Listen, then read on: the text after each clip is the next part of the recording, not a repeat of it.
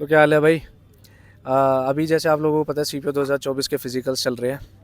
तो आपको पता है मैंने और थापन ने मिलके एक एकेडमी स्टार्ट करी है मतलब हसल फॉर फिजिकल एकेडमी। तो ये मैंने आप लोगों के लिए स्टार्ट करी है कि आप जितना पेपर में मेहनत वगैरह करते हो, तो अगर फिज़िकल में रह जाते हो तो पेपर में फ़ेल होने से ज़्यादा दुख होता है अगर फिज़िकल में फ़ेल होते हैं। क्योंकि एक इतनी मेहनत से पेपर निकालते हो, जब पता है कि एक स्टेप क्लियर करके और फाइनल सिलेक्शन की तरफ बढ़ सकते हैं, तो ज़्यादा दुख होता है। तो ऐसा ही है कि हमारे जो ग्रुप है अपना, मैं फ़ोटोज़ वीडियोज़ वगैरह डालता रहता हूँ। ठीक ठाक बच्चों का टचवुड ग्रुप बना हुआ है और यहाँ पे सब अच्छे से मेहनत कर रहे हैं। बहुतों की टाइमिंग भी टूटी है, वेट भी टूटा है और फिज़िकल्स क्लियर होने लग रहे हैं। कुछ के नहीं भी हुए हैं किसी रीज़न की वजह से, कि उन्होंने बाद में जॉइन करा, टाइम नहीं मिला, पैरों में दर्द था, एक्स वाई जेड बहुत सारे रीज़न्स होते हैं। तो और बच्चे क्लियर भी कर रहे हैं, ऐसा नहीं है कि नहीं हो रहा।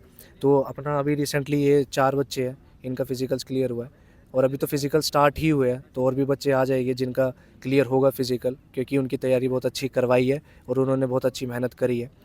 तो ये बस मैं वीडियो इसलिए बना रहा हूँ कि आप लोगों को थोड़ा ग्लिम्स मिल जाए कि अभी तो 2 हफ्ते फ़िज़िकल्स और चलेंगे और अभी तो स्टार्टिंग हुई है।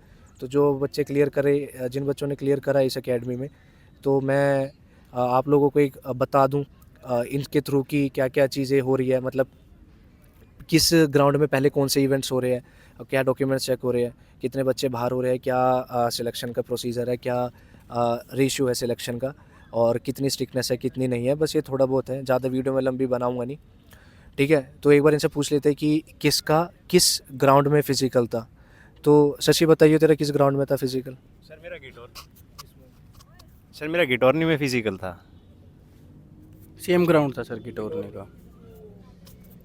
तुम्हारा किस ग्राउंड में फ़िज़िकल था? मेरा था सीआरपीएफ ग्रेटर नोएडा।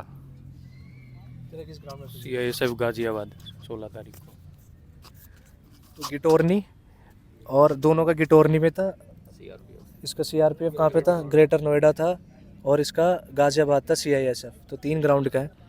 तो शशि थोड़ा बता, तेरे ग्राउंड में कितने बच्चे सिलेक्ट हुए और कितने फेल हो रहे हैं, और थोड़ा एक तरीके से प्रोसीजर बता कि स्टार्टिंग से क्या डॉक्यूमेंट्स कौन से चेक हो रहे हैं और पहले कौन सा इवेंट हो रहा है कौन सा नहीं हो रहा, स्टाफ कोऑपरेटिव है या नहीं है, ये वगैरह थोड़ा बहुत बता कि जो आगे आने वाले बच्चे हैं उनको क्या ध्यान रखना चाहिए और क्या चीज़ें लेके जानी चाहिए कि जिनसे उनका फिजिकल क्लियर हो जाए।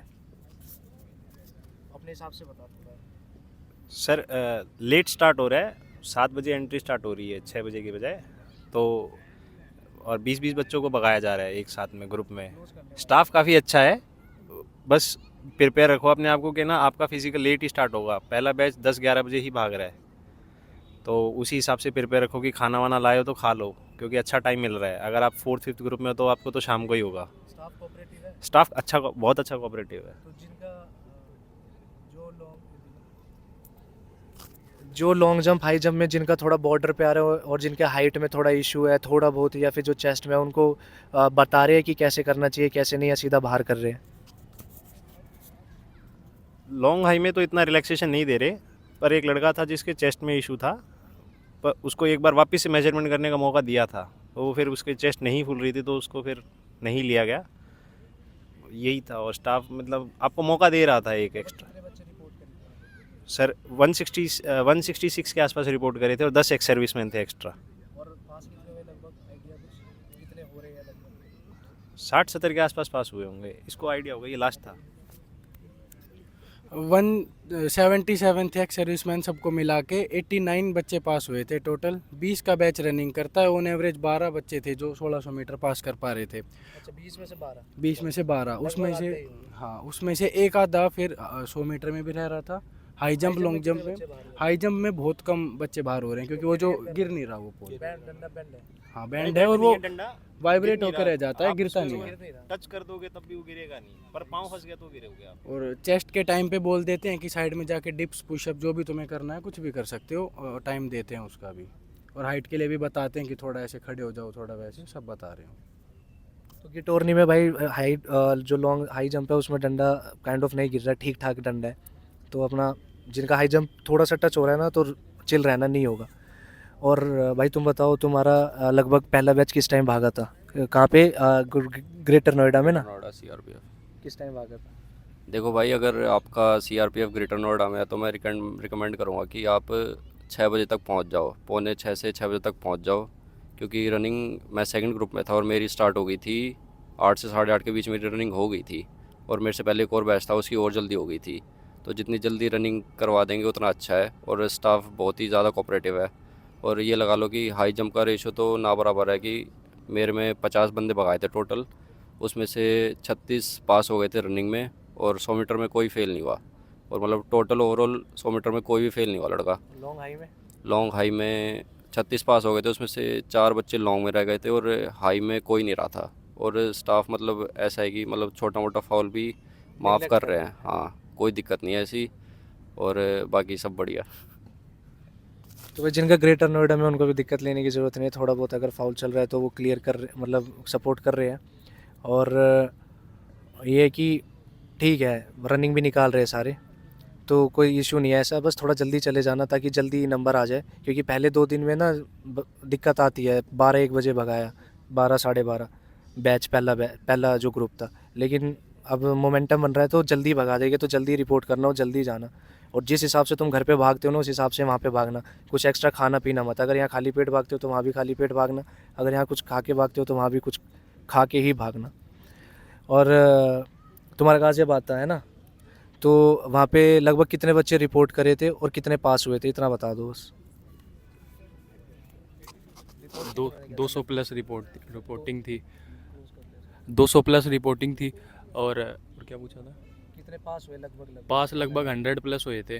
और ज़्यादा चेस्ट में निकले थे वहाँ पे। चेस्ट एकदम हाई जंप में निकल रहे हैं, पर थर्ड अटैम्प्ट में हो ही रही थी। मोस्टली हाई जंप में निकल रहे थे। तो वहाँ पे किस बात का कुछ ऐसा कि चेस्ट ध्यान रखने वाली चीज़? चेस्ट का ध्यान था, सही से फुलानी है। और हाई जंप स्टाफ कोऑपरेटिव है? कोऑपरेटिव है, बट एक फ़ोटोकॉपी है वो वहाँ कर नहीं रहे, जो भूल रहा है। लाइसेंस की जो चीज़ है वो वहाँ पे नहीं कर नहीं कर रहे। भाई लाइसेंस की फ़ोटोकॉपी ले जाना। तुम्हारे उसमें कर रहे हैं, लाइसेंस की फ़ोटोकॉपी कर रहे थे? तुम्हारे गिटोरनी में कर रहे हैं, तुम्हारे में? हमारे में नहीं कर रहे। तो ये अपना ग्रेटर नोएडा और ये अपना गाजियाबाद वाले फ़ोटोकॉपी वगैरह नहीं कर रहे, तो अपने डॉक्यूमेंट्स की फ़ोटोकॉपी अच्छे से लेके जाना। जितने भी तुम्हारे पास डॉक्यूमेंट्स है वो सारे अच्छे से लेके जाना। ओके, बस अपने घर वालों को याद करके भाग लेना फिजिकल में, और क्या ही है। जो मोटिवेशन है तुम्हारा सीपीओ क्लियर करने का, वो याद करना। तीसरे चक्कर में ज़्यादा जोर पड़ता है। ट्रैक कैसा है कि टोरनी में बताना यार।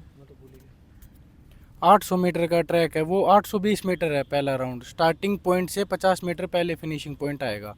और गिटोरनी में 600 मीटर के बाद आपको वी शेप का कट मिलेगा। वो एकदम स्पीड गिरा देगा, एकदम स्लो हो गया आप। उसके बाद फिर से आपको पुश करना पड़ेगा। वो रोड जो होता है काले वाला रोड, वो वाला है 800 मीटर का। 100 मीटर के लिए नॉर्मल बजरी वाला जो ट्रैक होता है वो है। और अपना ग्रेटर नोएडा में कैसा ट्रैक है? ट्रैक काफ़ी अच्छा था, लेकिन हमें ऐसा करवाया था कि आधा हमें ट्रैक पे भगाया, फिर उसके बाहर ले गए, पूरे ग्राउंड के बाहर ले गए, फिर बाहर से चक्कर कटवा के फिर लेके आए। घुमा फिरा के कर रहे थे? हाँ जी, तो मैं रिकमेंड करूँगा कि आप टोटल 50 बच्चों को भगवाया था, 10 लाइन बनी थी, 5-5 पीछे खड़े थे। तो मैं रिकमेंड करूँगा कि आप एक या दूसरे नंबर पे खड़े हो जाओ और अपने साथ वाले ग्रुप के साथ भागते रहो, आराम से क्लियर हो जाएगा। 20-30 सेकंड सबके ही कट रहे हैं। वो गाजियाबाद में ट्रैक कैसा है?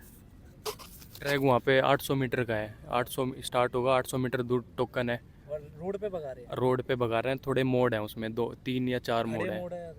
गाड़ियों के लिए खड़े मोड़ हैं, हम तो ऐसे ही मोड़, बड़े मोड़ हैं। अच्छा ठीक है जैसे 90 डिग्री पे है, पर हम भागेंगे तो नॉर्मल भाग सकते हैं। हाँ, ठीक है। 800 मीटर दूर टोकन लेने हैं, फिर वापस आना है। जहाँ से स्टार्ट हुई थी वहीं एंडिंग होगी, रोडिंग पे हुई हो रही है। तो बस ये है भाई, ट्रैक के बारे में भी बता दिया। बाकी कुछ होगा तो मैं शॉर्ट्स के थ्रू बता दूंगा। और बाकी ठीक है, बढ़िया है। Keep working hard, keep hustling and make your parents proud.